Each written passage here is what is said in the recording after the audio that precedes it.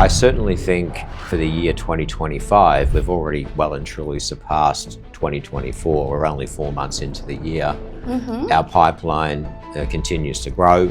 We started working together in 2024, and in the last 6 months, you've completely accelerated. You are on track to basically, I heard, 15x your revenue in this time frame. Purely because of the amount of leads that you're bringing us. This time when we're growing rapidly, it's making us more productive. We get 150 leads a month. The majority of them now are very liquid buyers. But you know, your team and the work they do with mirroring from Salesforce, our investors, to make sure that we're finding like-minded investors on Instagram and Facebook, and that the value of that is enormous. It's the entire package that your team's delivering, which is, you know, ostensibly acting as an extra arm of our team. As we scale the business and we're looking to hire people, your team are plugging a lot of these gaps for us, and we're very grateful. Good morning, everyone. It's an absolute pleasure to welcome Dean Shaw, the CEO and co-founder of My Property Strategy, one of Australia's leading companies specialising in the NDIS, SDA, and co-living sector. Dean brings an immense wealth into the industry, having transitioned from senior executive roles with the giants like General Electric and Microsoft. And now he's actually a driving force in Australia's trillion-dollar property industry. So welcome, Dean. How are you today? Very well, thank you. It's great to be with you, Gia, in Berlin. It's both an honour for Normie and I. You've been integral, first and foremost, to our business growth over the past 12 months since we've been working with you. And, you know, for me personally, it was an obligation to come and see you and do this interview. And yeah, thanks for the warm welcome and warm introduction. Thank you. Well, look, Dean, your rise in this industry has been nothing short of spectacular. But before we dive into that and your processes and your strategies, which you've so generously agreed to share with us and our audience, can you tell us a little bit about yourself and My Property Strategy? Sure. So about myself, first and foremost, I'm a graduate of computer science and business economics. And I guess you could say I've combined the two in previous roles in my life. I've done technical and commercial roles in the past, as well as a couple of sales roles for large multinationals. And I guess that's got me where I am here today. My Property Strategy is essentially a technology marketing engine with a customer relationship management system that is able to manage the real estate value chain from end to end quite seamlessly. So when I talk about the real estate value chain, what I mean is from the time a customer makes an inquiry, which comes from you, to the point where we get them signing an expression of interest, to a concrete slab being laid on a property, the frame, all the various inspections and practical completion testing, right through to tenancy. So we have that all locked down. And as you know, that's a point of expansion. I am going to Poland to meet some Polish software developers to finish the work that I started there. Yes. So we see ourselves as a technology company that can put various options in the real estate vertical in front of experienced investors primarily, as well as mum and dad investors, institutional investors as well, to give them a broad range of options that are accompanied with the correct demographic information in a given postcode, number one. Number two, you know, what that postcode might look like in 20 years, given they're making a long-term investments.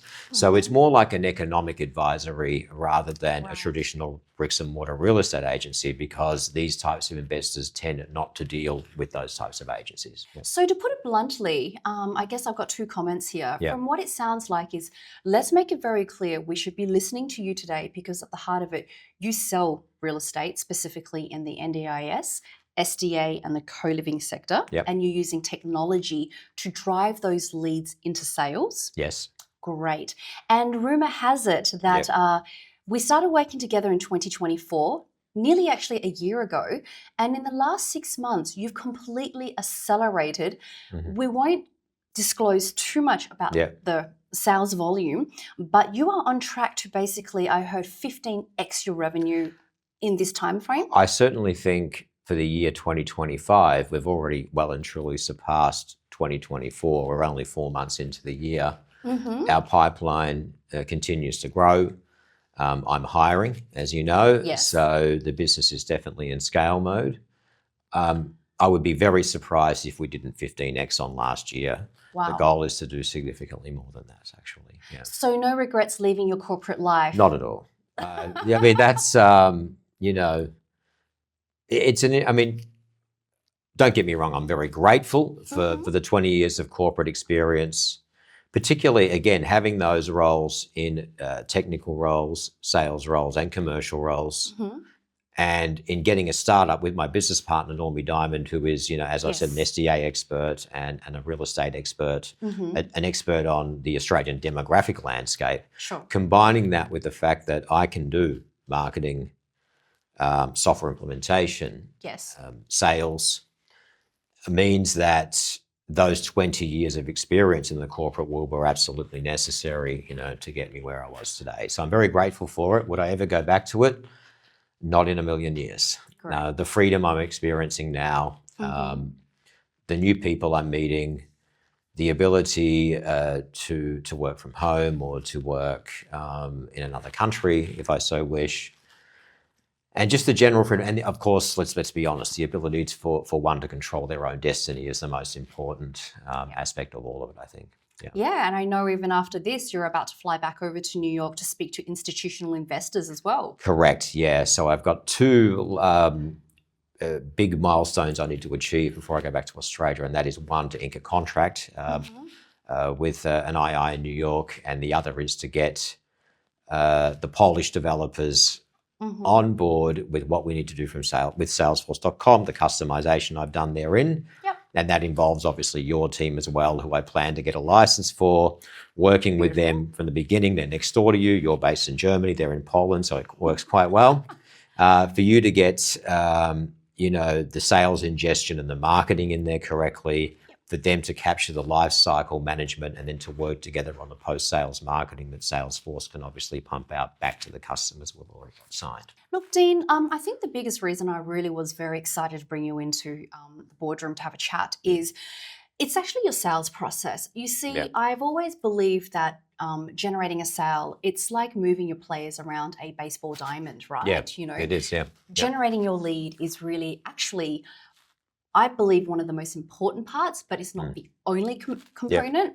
It's bringing your player to the first base and then moving them around to ultimately hit that home run, right? Yeah. So can you describe to me your process from the lead, from receiving a lead from Elite Digital Campaigns?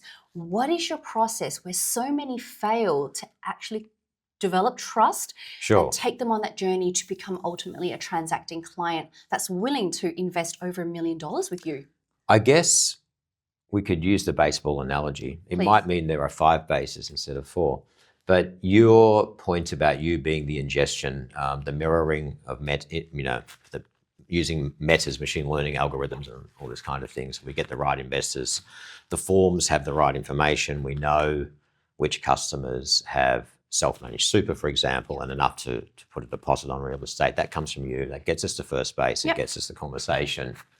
From first to second, you know, we're primarily focusing on greenfield property. So it's not really a sale, so to speak. So the first touch point that my business partner, Normie, would have with a customer would primarily be, who are you? You know, what do you want? What is your capacity? What's your sentiment? What's your location preference? What type of, you know, a project would you like us to get people on board, you know, to construct for you? Having all those things in mind, and then giving them a little bit of information on what we see, transparent information on demographic trends in those preferred locations, maybe putting into their mind a bit if we think that they might be incorrect, a few risk parameters to think about before they proceed with what they're thinking about.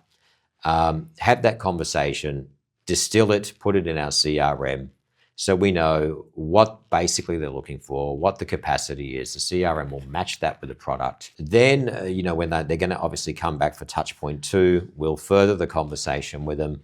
It'll be a Google Meet, usually by video, and a get to know session. Normie will present some options to them.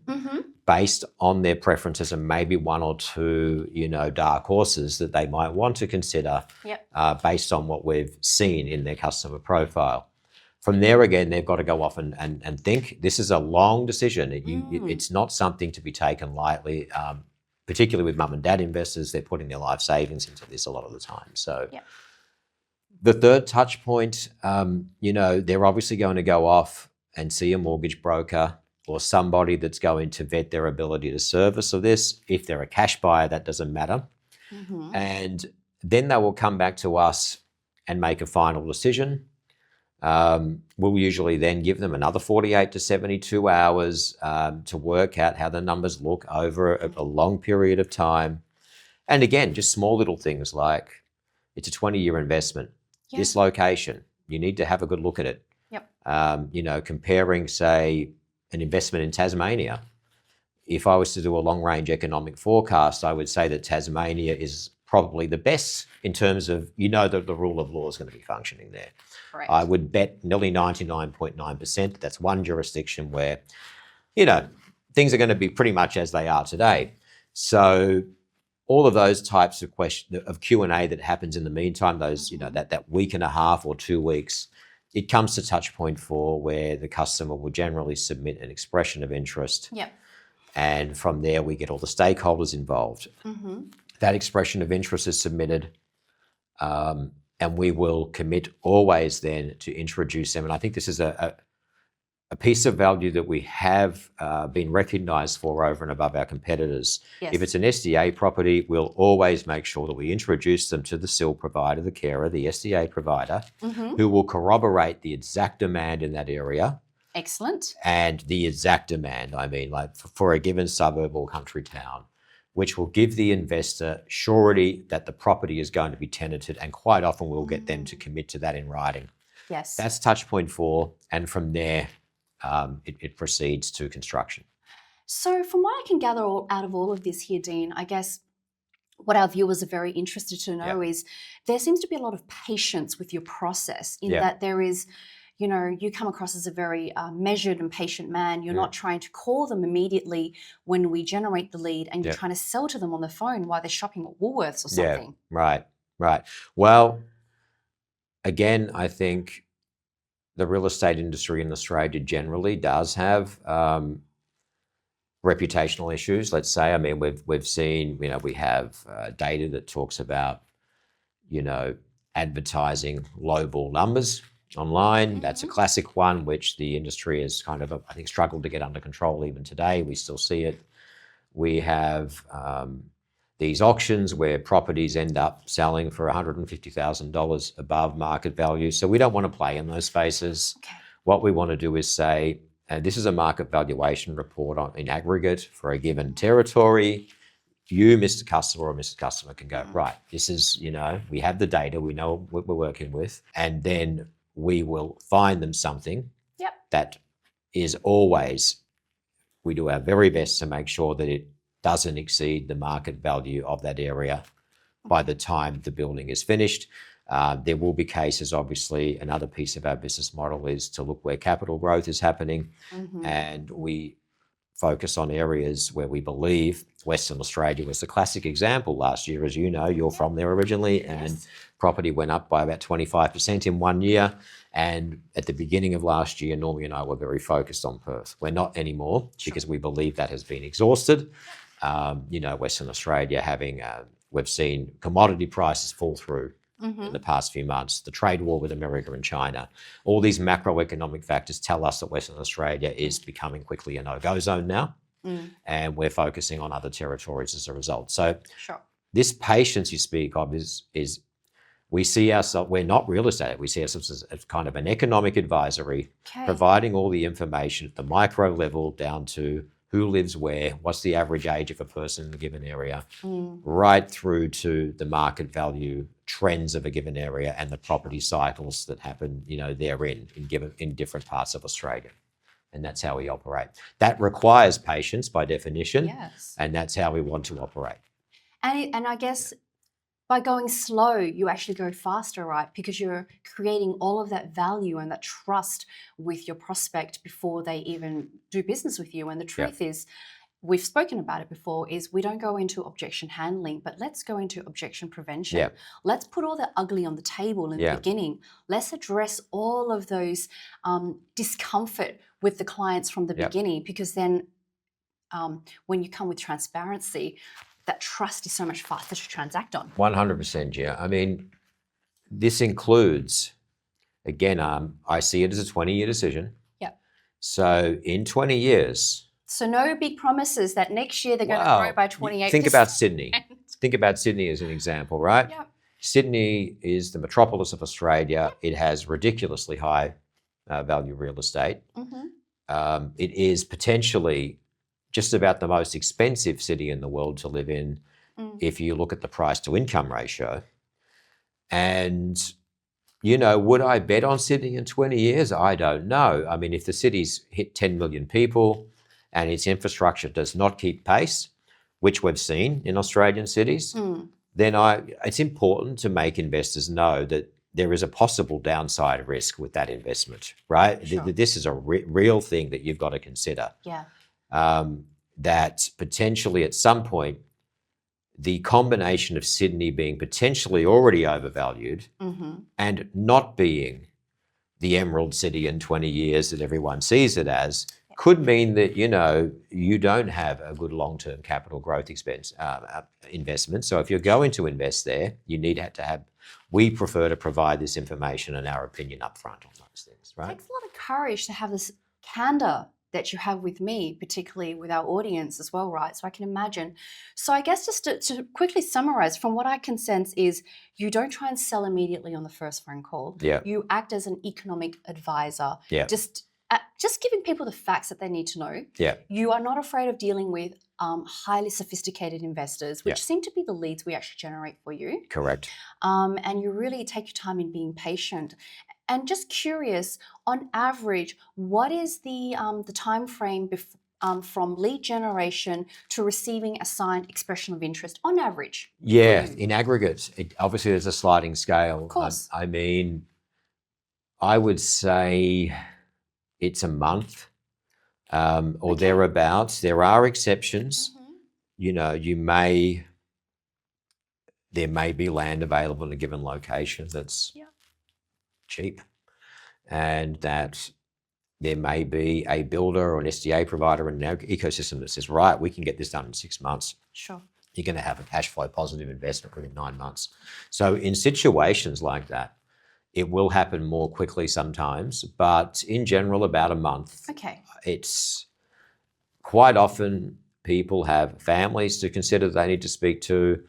There might be a family trust involved, which has, you know, as you know, these ASIC documents can generally have 4 directors in a family trust. Yeah. All of them have got different opinions. They need to sit around and argue the positives and negatives themselves without us before they come back to us and chat. So, yeah, about a month would be the median. It'd be interesting. I actually should create a dashboard in Salesforce.com so I can see that information. Yeah. I mean, still a month, if you really think about, like you said, it's a 20-year timeline horizon. It's not a huge commitment in time if you really think about like the long-term time horizon we're really trying to benchmark here. Yeah. And just one more comment.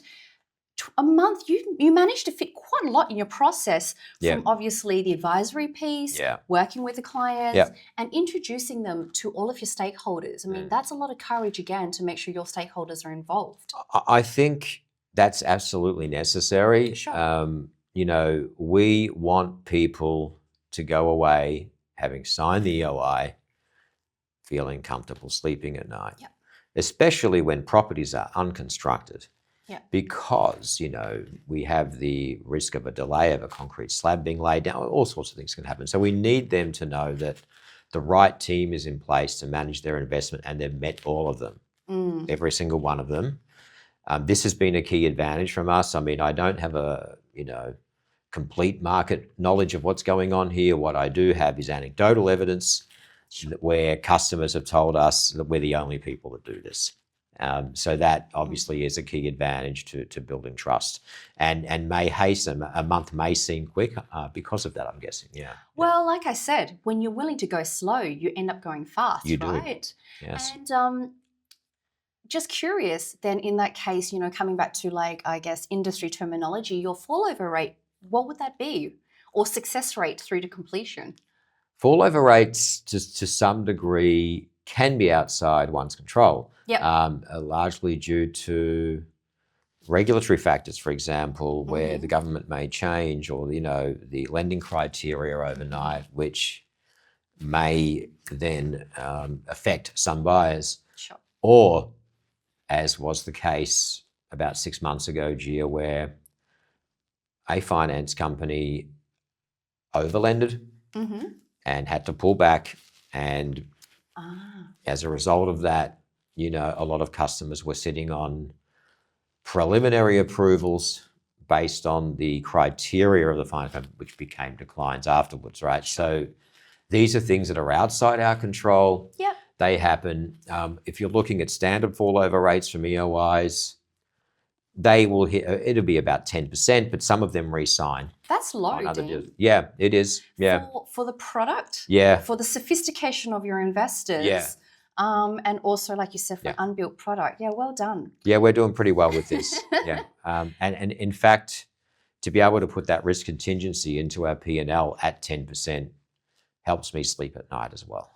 Helps me sleep at night knowing we're providing. I mean, if it was 30% or 40%, I wouldn't know where our numbers are going to land. Yep. And I'm the CEO of the company, so I absolutely need to stay on top of the profit and loss statement. Yeah. Excellent. Look, I have another question for you. Yeah. So you are receiving about 150 leads a month from our campaign. That's right. And just to be clear to our audience, is at Elite Digital Campaigns, we don't just produce one campaign. We actually have multiple campaigns running simultaneously. Yeah. But 150 leads, how do you stay on top of this to make sure every opportunity is maximized? Right. Well, that's a difficult one. I mean, we're hiring, as you know. Yes. I'm looking for a commercial operations manager. Yep.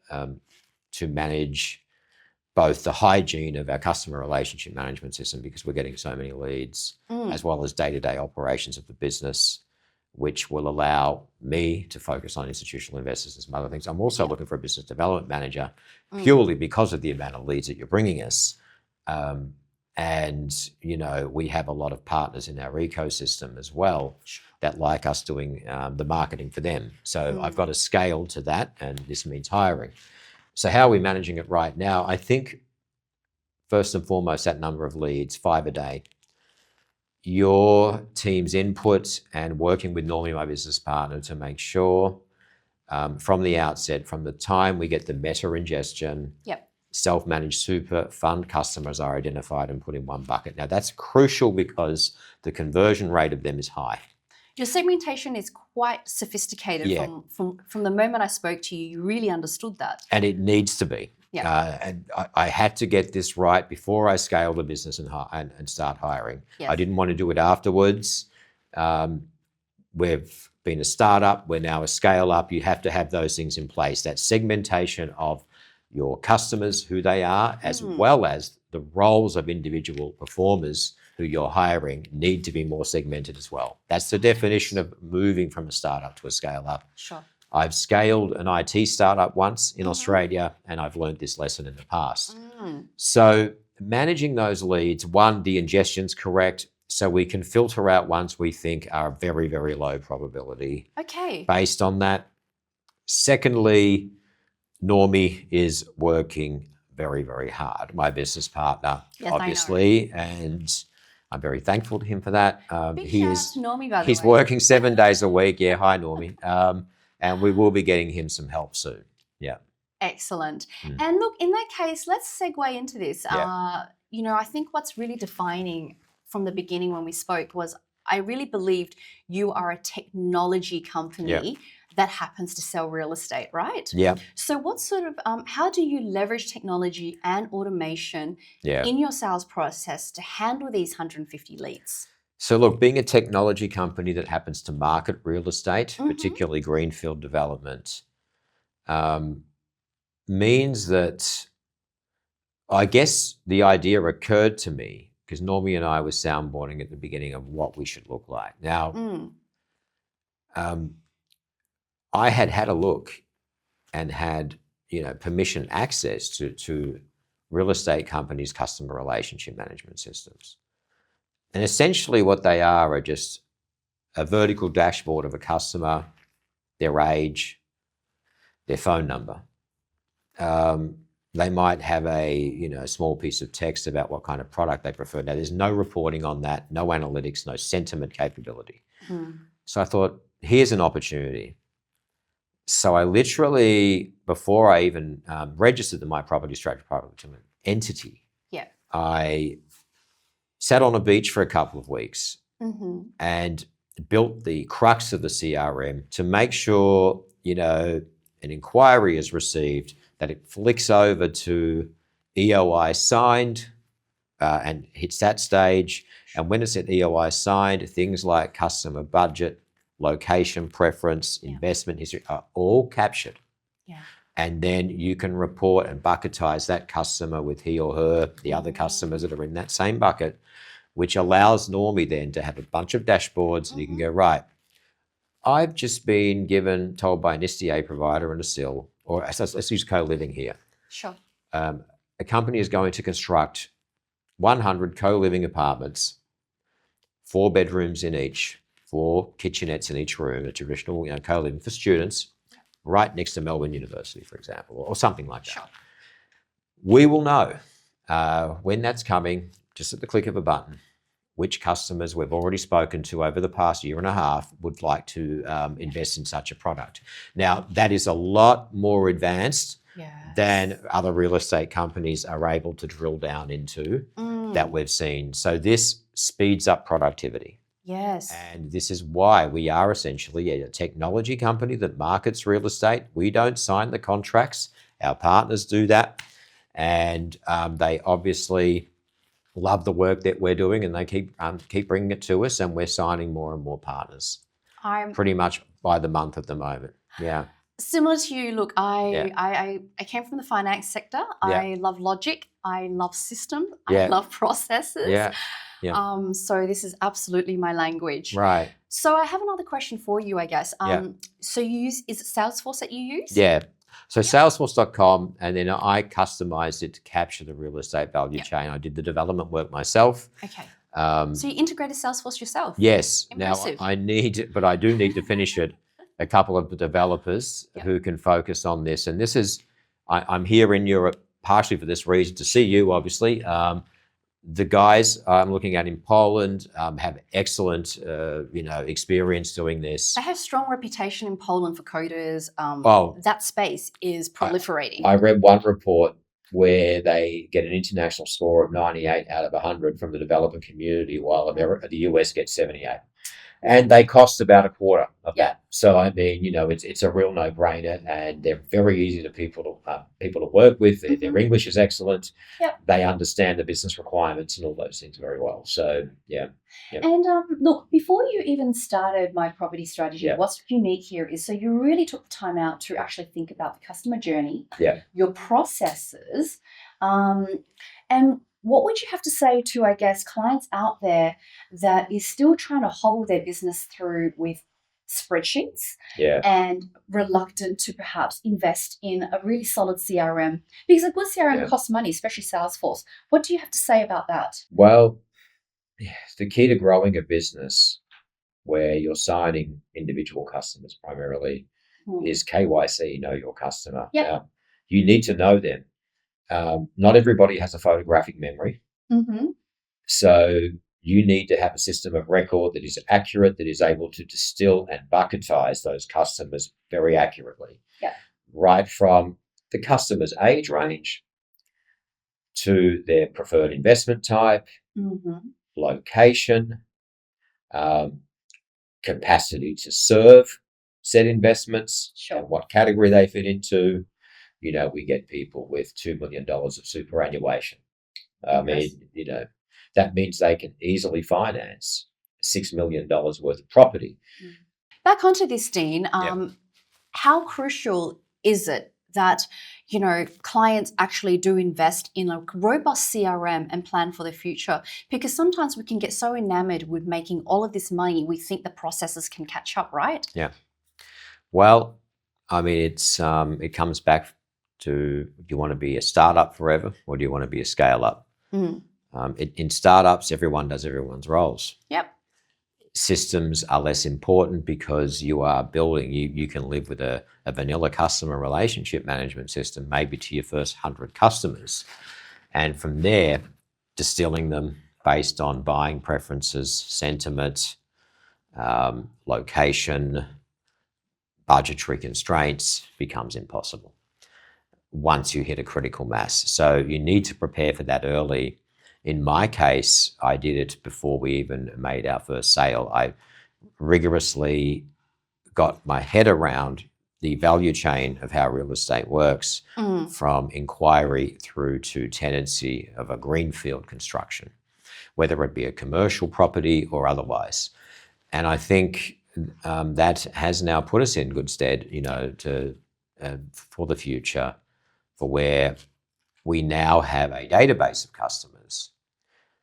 In this time where we're growing rapidly, it's making us more productive, because once a new product comes on stream, or let's say matches a customer preference of someone who might be in Queensland who prefers to invest in Rockhampton, for example, and who has this level of budgetary constraint combined with some self-managed super, and the product type they're looking for, whether it be a built from scratch co-living or SDA, we can distill that and find those 5 or 6 customers in our database within a second and match them to that. So that's a key advantage for sure. Thank you for sharing that. No problem. And now, look, I want to go into perhaps a case study or a recent client where you actually used all of your learnings, your knowledge, and our leads from inception to actually settlement. Which are critical. We wouldn't have come this far without you. That's why I'm here, to say thank you to you, Gia. A success story, we did have one really good recent one with a guy in Melbourne, actually, and this guy had quite a large SMSF balance, self-managed super, and wanted a spread across Australia. So he didn't want to obviously put his eggs in one basket. I believe, and don't quote me on this, but I believe in Victoria particularly now, if you buy too many properties in that state, you are subject to additional taxes, and this is to prevent property acclimation. Mean, but in his case, we went through the touch points I spoke to you about before. He had never done this type of investment in his life, so it's a big success story for us. And he has made 3 separate EOIs. Wow. One in Tasmania, one in Victoria, and one in Queensland, to spread himself across geographies based on the advice we gave him that this was a better risk management approach, and potentially a better way, obviously, to reduce taxation exposure by concentrating on in one jurisdiction. So this guy is obviously investing his entire self-managed superannuation into property development. And with you? Correct, yes. And I must give kudos to Normie, my business partner, for building that trust. That wasn't me.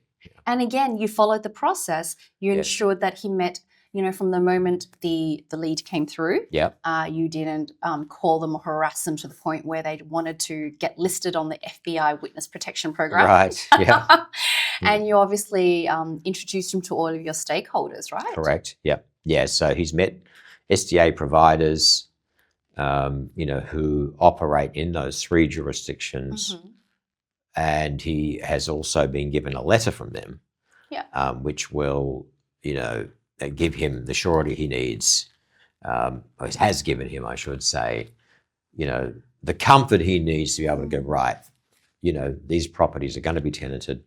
This is the timeline. And again, transparently, let's say a property is intended for SDA, the construction period is 9 months, tenant number 1 in 12 months, tenant number 2 in 15 months. So this is the yield you'll have in 12 or 15, and 12 months, and the second yield in 15 months. And that will be your gross yield from there on. This is all based on proper commercial projections and not hope, not optimism. And doing the due diligence, right? Doing your research thoroughly, and again, having all the stakeholders on board committed, and making sure that they front the calls as well. Get in front of the customer and say, yes, this is what we'll do.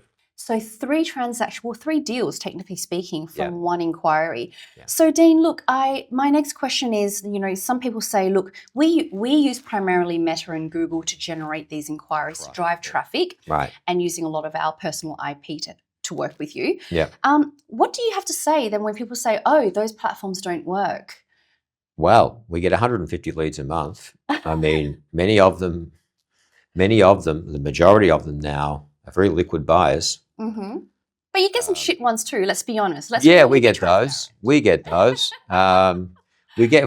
We even get competitors who are so goddamn obvious when they ring that they're just trying to find out how we do things. Yeah. You're going to have that's part of this. Okay. But your team and the work they do with mirroring, Yep. From Salesforce, compliant with the general, GDPR, European Union privacy regulations. Yes. Absolutely compliant, but still able to mirror our Salesforce, our investors, because they're a type of investor, to make sure that we're finding like-minded investors on Instagram and Facebook with similar social media usage patterns to our current buyers. Yeah. And the value of that is enormous. I think people don't understand that because the number of leads we're getting where people can service what they're intending to buy. Sure.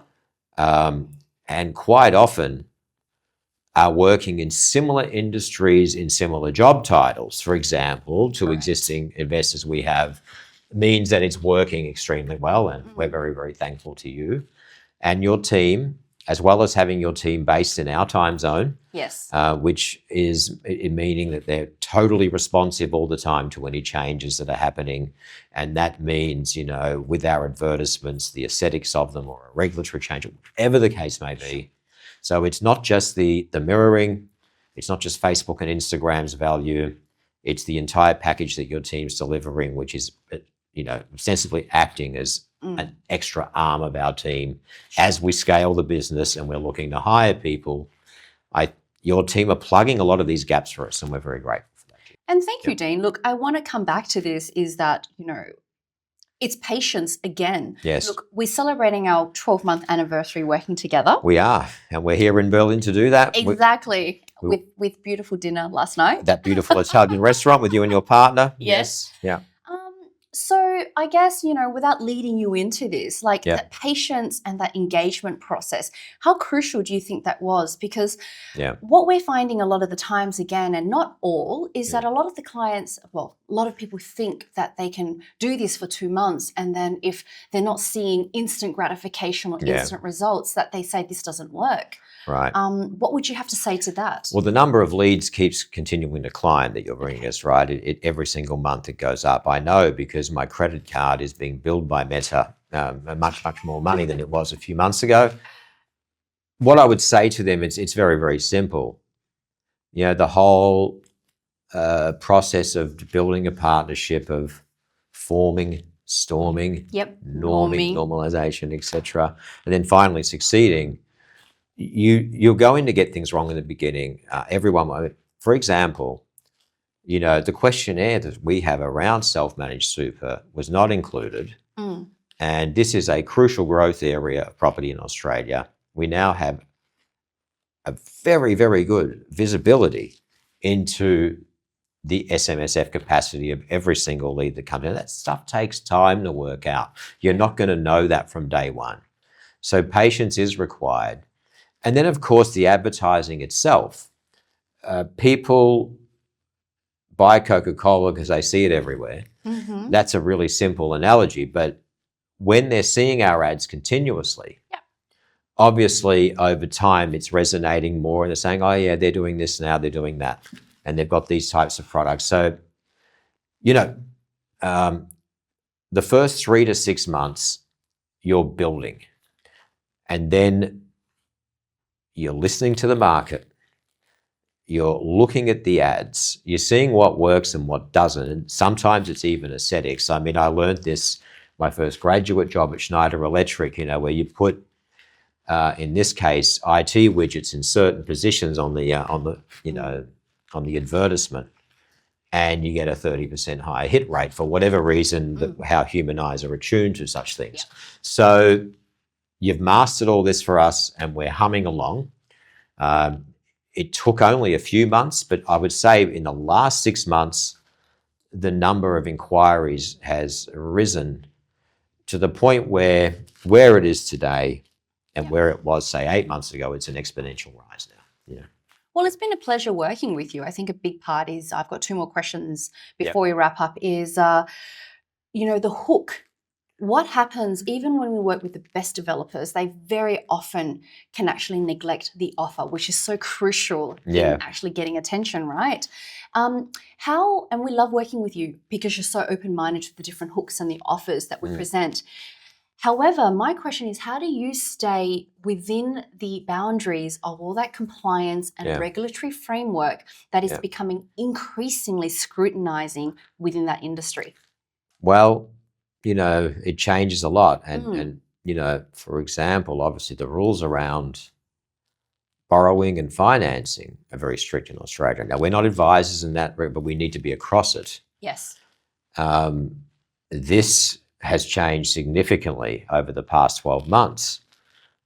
There are other things, there have been clampdowns on definition of greenfield unconstructed property, things like this. And this obviously means that we have to have fire drills together with your team that's thankfully in our time zone. And we can dynamically update everything and, make sure that we're compliant for whatever changes are coming in a business day.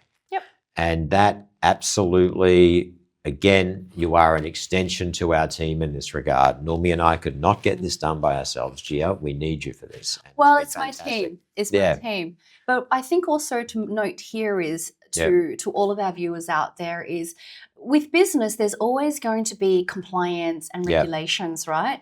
And it's crucial to stay calm when you've been notified or you've been made aware of a new legislation, and not to panic, because at the heart of it, what we've noticed working with you and Normie is that, we're actually not reactionary, we're responsive, but we certainly don't make knee-jerk reactions. No, it's important too. If you're unsure, I will email a regulatory body and say, is this compliant? And that's the best way to manage this. You need to involve them as a stakeholder. Yes. And no one's out to kill anybody's business unless you're doing the wrong thing.